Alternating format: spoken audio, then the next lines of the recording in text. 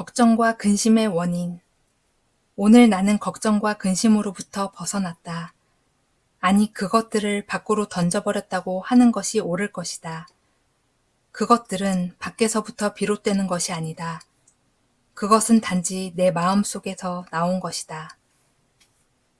힘든 하루를 보내고 난 후 우리는 이렇게 말하고는 한다.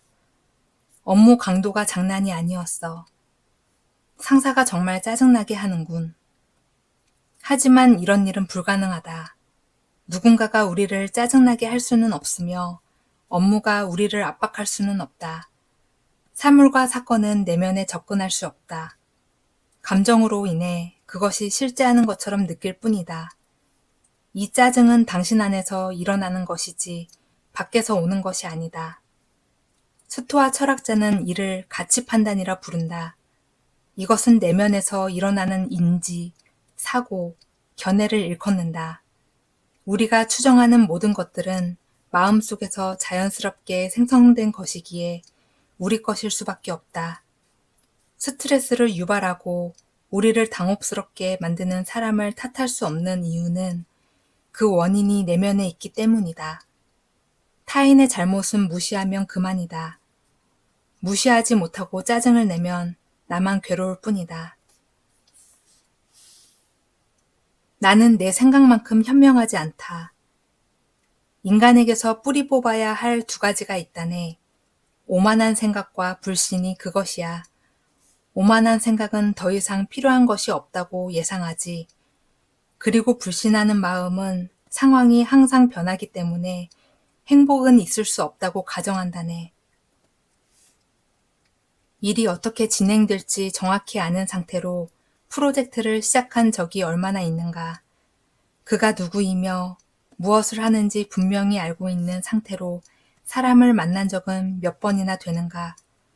반면 내가 못하고 생각한 것이 완전히 틀렸음을 알게 되었던 적은 또 얼마나 많은가.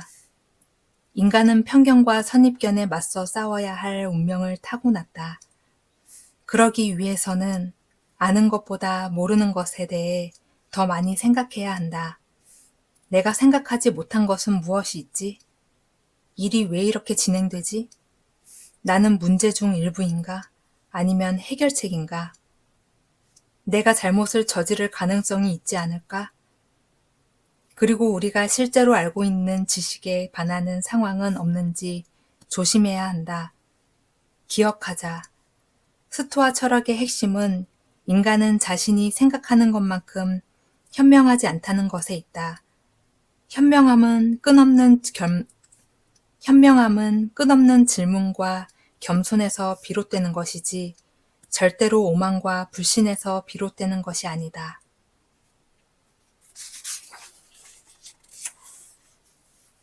믿기 위해 의심하라. 사람들은 돈에 대해서라면 아주 분명한 관심이 있다네. 또 우리는 사물의 가치를 측정할 수 있는 여러 정교한 기술을 갖고 있지. 우리는 나쁜 쪽으로 우리를 조종하는 것들에 세심한 주의를 기울인다네. 하지만 도덕적 원칙에 관해서는 하품을 하고 졸기일수라네. 어떤 가치 측정조차 하지 않고서 드러난 그대로를 믿으려 하지. 동전을 기본 화폐로 사용했던 과거에는 방금 받은 돈이 진짜인지를 판별하기 위해 상당한 시간을 들여야 했다. 고대 상인들은 금속의 순도를 확인하는 여러 방법을 알고 있었는데 예컨대 딱딱한 곳에 동전을 던져 그 울림소리를 듣고 판단하는 기술이 발전하기도 했다. 위조를 판별하는 기술은 오늘날에도 아주 중요하다. 사람들은 지폐를 손가락으로 문질러 본다든가 불빛에 비춰 본다든가 하는 방식으로 진위 여부를 판가름하려 한다. 이처럼 진짜 돈인지 아닌지를 확인하기 위해 노력하는 것과는 달리 사람들은 자신의 삶을 변화시킬 수 있는 사상과 믿음을 감별해 보려는 노력을 그 정도로 기울이지 않는다. 그저 이렇게 생각할 뿐이다. 많은 돈을 가진 사람이 부자인 것처럼 많은 사람이 믿고 있다면 그것은 진리이다. 하지만 많은 사람이 믿고 있다는 이유만으로 우리가 뼈저린 대가를 치러야 하는 것들이 얼마나 많았는가. 아무리 많은 사람이 믿고 있다 해도 스스로 검증해 보지 않은 것을 믿어서는 안 된다. 자신의 기준으로 검증하라. 강력한 모든 느낌에 대해 다음처럼 말할 수 있도록 연습하라. 그런 인상을 받았다고 해서 그것의 전모가 드러난 것은 아닙니다. 그런 다음에 우리의 규칙들로 그것을 검증하라. 우리 통제 안에 있는 것인지 통제 밖에 있는 것인지 확인하라. 후자라면 이렇게 답해야 한다. 나와는 상관이 없습니다. 용감무쌍한 리더들은 배짱 있게 밀고 나가라 라고 말한다. 영혼의 스승이라 불리는 사람들은 당신의 몸과 마음이 이끄는 바를 따르라 라고 말한다. 가까운 친구들은 어려운 결정을 앞둔 우리에게 이렇게 조언한다. 내 느낌대로 해. 우리는 무언가를 결정하거나 판단할 때 직감을 따르는 경우가 많다. 하지만 과학자들은 직감을 따를 때 문제가 생긴다고 증언한다. 동물이 살아남기 위해 오랜 시간 여러 가지 감각기관을 개발해 왔듯 인간도 척박한 환경에 대응하기 위해 여러 가지 감정적 반응을 개발해 왔다는 것이다. 그러나 그런 감정적 반응은 현대인이 마주하는 문제를 해결하는 데 큰 도움을 주지 못한다. 스토아 철학은 감각에서 한 발 물러나 자신에 대해 성찰할 것을 권유한다. 지금 당장 느낌이 가는 쪽으로 기울어지고 싶은 것이 본능이지만 우리는 그러한 본능을 따라갔다 후회했던 적이 많을 것이다. 다시 한번 강조하지만 느낌과 감각은 언제나 의심받아야 한다.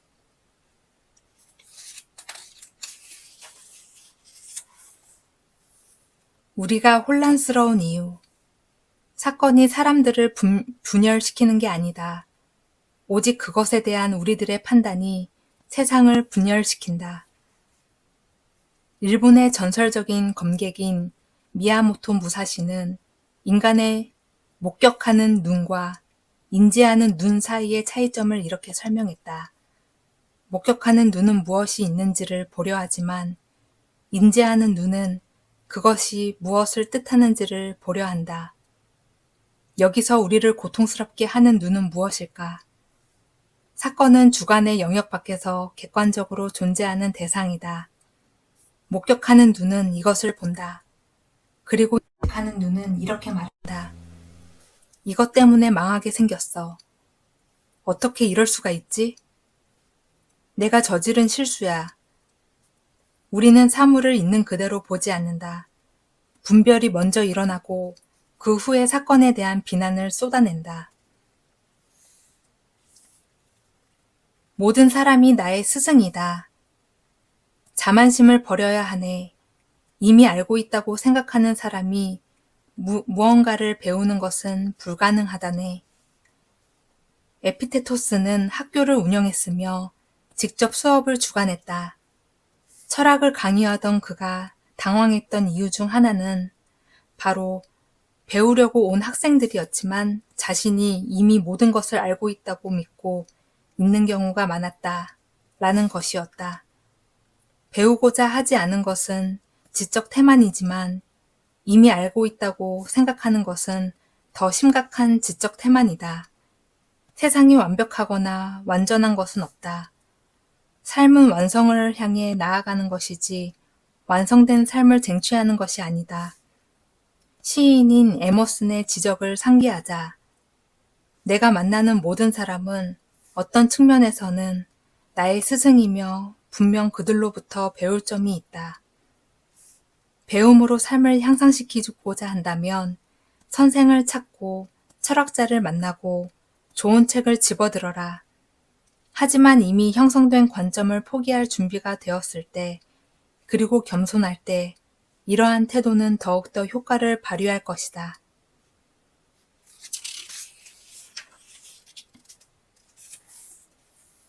거절하는 능력. 아트레우스. 세상 어느 누가 행운을 가져다 주는 선물의 홍수를 거절할 수 있겠는가? 티에스테스, 경험이 있는 사람이라면 누구나 그것을 거절한다네. 티에스테스의 이야기는 세네카가 지은 희곡으로 어두운 내용 때문에 논란이 많았던 작품이다. 2000년이 지난 지금도 이 작품은 복수극의 고전으로 남아있다. 위의 인용꾼은 자신의 형제 티에스테스를 증오하는 아트레우스가 그를 잔인한 함정에 빠뜨리기 위해 여러 가지 선물로 유혹하는 장면이다.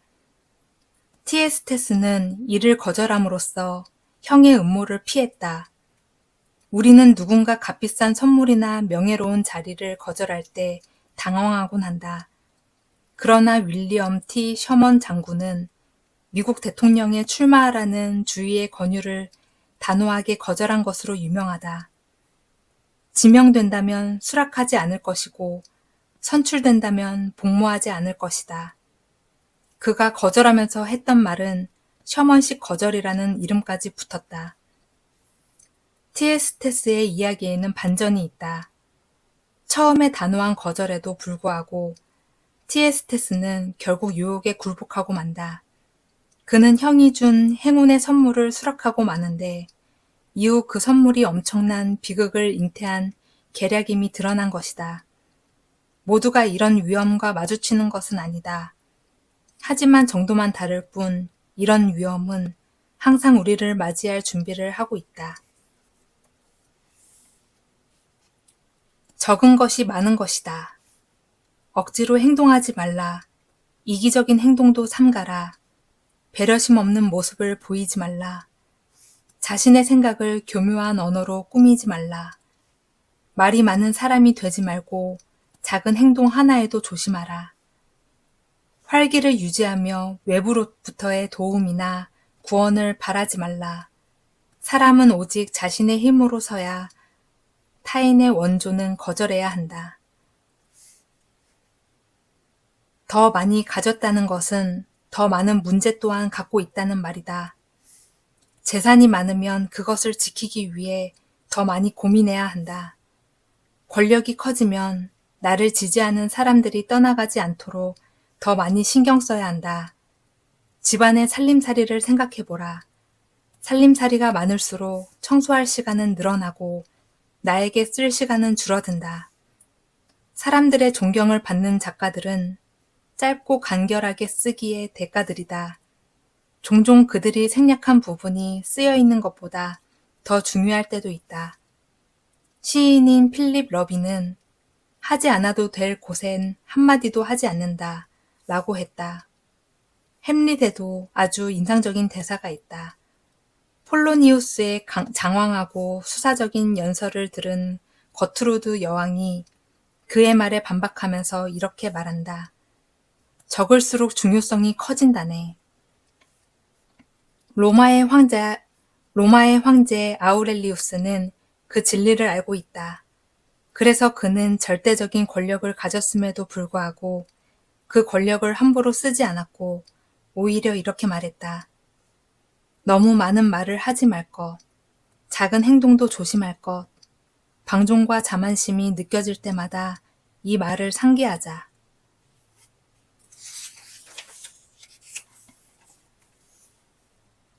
인생의 대차 대조표. 저를 믿으세요. 곡물시장의 대차 대조표를 작성하는 것보다 자신에 대한 대차 대조표를 만드는 것이 더 중요합니다. 세네카는 자신의 양아버지에게 위와 같은 내용이 담긴 편지를 보냈다. 당시 세네카의 양아버지는 로마 시내 곡물 저장고 관리를 담당하고 있었는데 정치적 음모에 의해 그 지위를 상실하고 만다. 그러자 세네카 아버지에게 이제부터 그의 내적 삶에 신경을 써야 할 때라고 말했다. 우리는 먹고 살기 위해 이런저런 지식을 쌓고 일을 한다.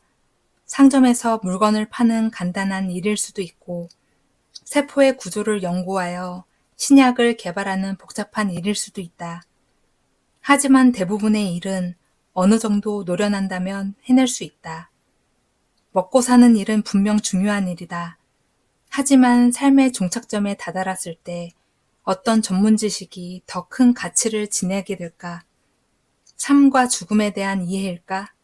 아니면 테디베어 인형이나 레고에 관한 박물학적 지식일까? 어떤 것이 내 삶의 의미와 행복을 찾는 데 더 도움이 될까? 인생에 따르는 세금. 우울함과 사나운 감정으로는 어떤 것도 받아들이지 못할 것이되 나는 기꺼이 내 몫의 세금을 낼 것이야. 불평이나 두려움을 불러오는 모든 것들은 살면서 지불해야 하는 세금과 같은 것이지. 친애하는 루실리우스의 자네 또한 이것들로부터 예외를 희망해서는 안 된다네. 세금 납입 기한이 다가오면 사람들은 불평불만을 터뜨린다. 내가 벌이들인 소득의 상당 부분을 어째서 정부가 가져가는 거지? 하지만 거기에는 분명한 이유가 있다. 당신이 큰돈 들이지 않고 배울 수 있는 것도, 마음 놓고 밤거리를 다닐 수 있는 것도, 집 앞에 쓰레기가 말끔히 치워지는 것도, 몸이 아플 때 병원에서 충분한 의료 서비스를 받을 수 있는 것도 모두가 당신이 세금을 냈기 때문이다. 하지만 우리가 살면서 지불해야 하는 대가가 세금만 있는 것은 아니다. 가치를 지니는 모든 것엔 지불해야 할 세금이 있다. 찬란하고 멋진 유적지를 관람하기 위해 줄을 서서 기다리는 것, 대중으로부터 사랑받는 유명인에게 루머와 가십이 항상 따라다니는 것도 일종의 세금이다. 인생에는 여러 가지 형태의 세금이 따른다. 불만을 품고 세금을 회피하고자 애를 쓸 수야 있지만 궁극적으로는 모두 헛된 일이다. 지불해야 할 것은 지불하고 지켜야 할 것은 지켜야 한다.